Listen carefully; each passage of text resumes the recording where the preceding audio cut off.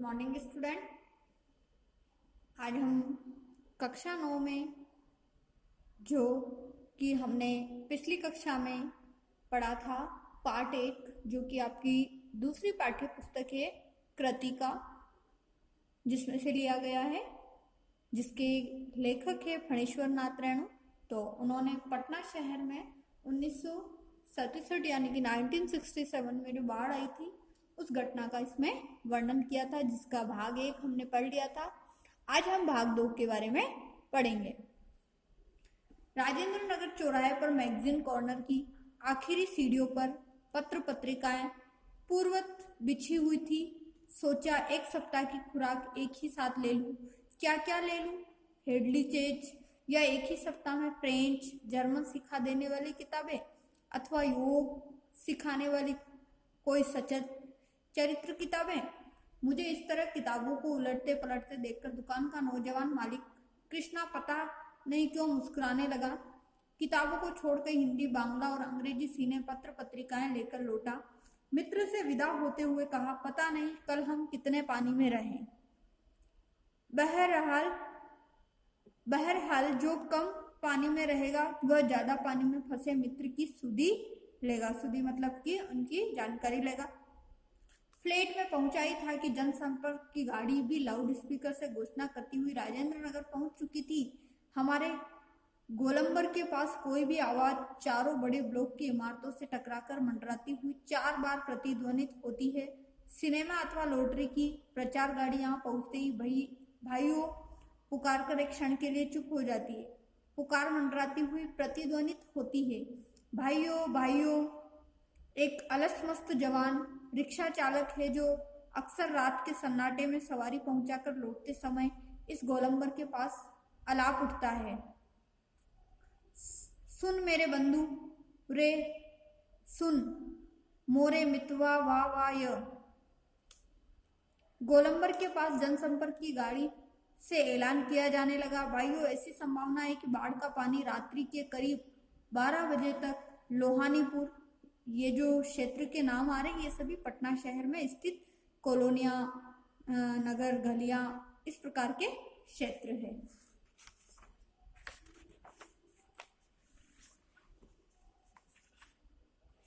लोहानीपुर, कंकड़बाग और राजेंद्र नगर में घुस जाए, अतः आप लोग सावधान हो जाए। प्रतिध्वनि सावधान हो जाए, सावधान हो जाए। तो इस प्रकार से जब बाढ़ का पानी बहुत अत्यधिक बढ़ता जा रहा था तो जिस एरिया में पानी के बढ़ने की संभावना थी उसके लिए लाउड स्पीकर घूम रहा था और लोगों को जागरूक कर रहा था कि आप लोग सावधान हो जाए। मैंने गृह स्वामिनी से पूछा, गैस का क्या हाल है? गृह स्वामिनी मतलब उनकी पत्नी। बस उसी का डर है, अब खत्म होने वाला है। असल में सिलेंडर में मीटर उटर की तरह कोई चीज नहीं होने से कुछ पता नहीं चलता, लेकिन अंदाज है कि 1 या 2 दिन कोयला है, स्टोव है, मगर किरासिन एक ही बोतल। फिलहाल बहुत है। बाढ़ का यही हाल है, मीटर उटर की तरह कोई चीज नहीं होने से पता नहीं चलता कब आ धमके। मैंने कहा। सारे राजेंद्र नगर में सावधान सावधान ध्वनि कुछ देर गूंजती रही। ब्लॉक के नीचे की दुकानों से सामान हटाए जाने लगे। मेरे फ्लैट के नीचे के दुकानदार ने पता नहीं क्यों इतना कागज इकट्ठा कर रखा था। एक अलाव लगाकर सुलगा दिया। हमारा कमरा धुएं से भर गया, यानी कि उसकी दुकान में इतने सारे कागज इकट्ठे हो रहे थे कि सभी में एक माचिस की तीली लगाकर उन्हें जला दिया गया। सारा शहर जगा हुआ है। पश्चिम की ओर कान लगाकर सुनने की चेष्टा करता हूँ। हाँ, पीहर मुहानी या सालिमपुरा, अहरा अथवा जनक किशोर, नवल किशोर रोड की ओर से कुछ हलचल की आवाज आ रही है। लगता है 1-1.5 बजे रात तक पानी राजेंद्र नगर पहुंचेगा। सोने की कोशिश करता हूँ लेकिन नींद आएगी भी नहीं। कंपोज की टिकियां अभी नहीं। कुछ लिखूं, किंतु लिखूं तो क्या लिखूं? कविता? शीर्षक बाढ़ आकुल प्रतीक्षा दत्त। यानी कि अब वो कुछ लिखने के लिए सोच रहे थे, परंतु क्या लिखें उन्हें समझ नहीं आ रहा था। तो जब शहर में बाढ़ आ रही थी सोचा कि पहले तो बाढ़ के ऊपर ही कुछ लिखा जाए। फिर अपने आप को सोचते दत्त क्या लिखा जाए इसके ऊपर भी। नींद नहीं, स्मृतियां आने लगी एक एक कर, चलचित्र के बेहतर दृश्यों की तरह। 1947 यानी कि 1947 मनिहारी, तब पूर्णिया, अब कटिहार जिला के इलाके में गुरुजी स्व सतीनाथ भादुड़ी के साथ गंगा मैया की बाढ़ से पीड़ित क्षेत्र में हम नाव पर जा रहे हैं। चारों ओर पानी ही पानी, दूर एक द्वीप जैसा बालूचर दिखाई पड़ता है। हमने कहा वहां चलकर जरा चहलकदमी करके टांगे सीधी कर ले। भादुड़ी जी कहते हैं, किंतु सावधान, ऐसी जगहों पर कदम रखने के पहले यह मत भूलना कि तुमसे पहले ही वहां हर तरह के प्राणी शरणार्थी के रूप में मौजूद मिलेंगे। और सचमुच चींटी, चीते से लेकर सांप, बिच्छू और लोमड़ी सियार तक यहाँ पनाह ले रहे थे। भादुड़ी जी की ही आदत थी, हर नाव पर पका ही गाँव। पानी में पैर की उंगलियां सड़ जाती है, तलवों में भी गाँव हो जाता है कि दवा, दिया, सिलाई की डिब्बिया और किरासिन तेल रहना चाहिए। और सचमुच हम जहाँ जाते खाने पीने की चीज से पहले पका ही गाँव की दवा और दिया सिलाई की मांग होती। 1949 उस बार महानंदा की बाढ़ से, महानंदा नदी का नाम है, की बाढ़ से घिरे वापसी थाना के एक गांव में हम पहुंचे। हमारी नाव पर रिलीफ के डॉक्टर साहब थे। गांव के कई बीमारों को नाव पर चढ़ाकर कैंप में ले जाना था। एक बीमार नौजवान के साथ उसका कुत्ता भी कूई कूई करता हुआ नाव पर चढ़ाया। डॉक्टर साहब कुत्ते को देखकर भीषण भयभीत हो गए और चिल्लाने लगे, अरे कुकुर नहीं, कुकुर नहीं, कुकुर को भगाओ। बीमार नौजवान छप से पानी में उतर गया। हमारा कुकुर नहीं जाएगा तो हम हूं नहीं जाएंगे, नहीं जाएगा। फिर कुत्ता भी छपाक पानी में गिरा। हमारा आदमी नहीं जाएगा तो हम हूं नहीं जाएगा। परमान नदी की बाढ़ में डूबे हुए एक मुसहरी, यानी कि मुसहरों की बस्ती एक ऐसी जाति है, में हम राहत बांटने गए।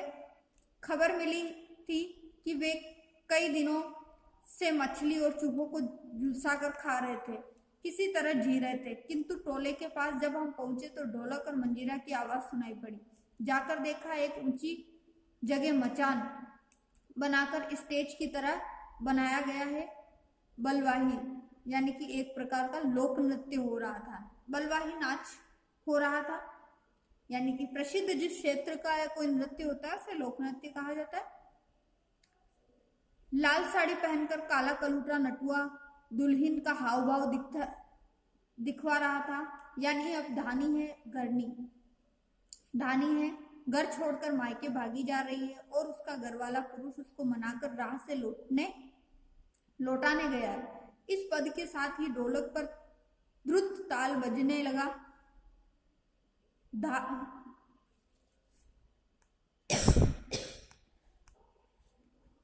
धा डिग डिग, धा डिग डिग, चक्के चक्के चकदुम, चक्के चक्के चकदुम, चकदुम चकदुम। तो इस प्रकार से उसके अंदर से वो जो लोक नृत्य हो रहा था वहां पर ढोल बज रहा था, इस प्रकार से नृत्य हो रहा था।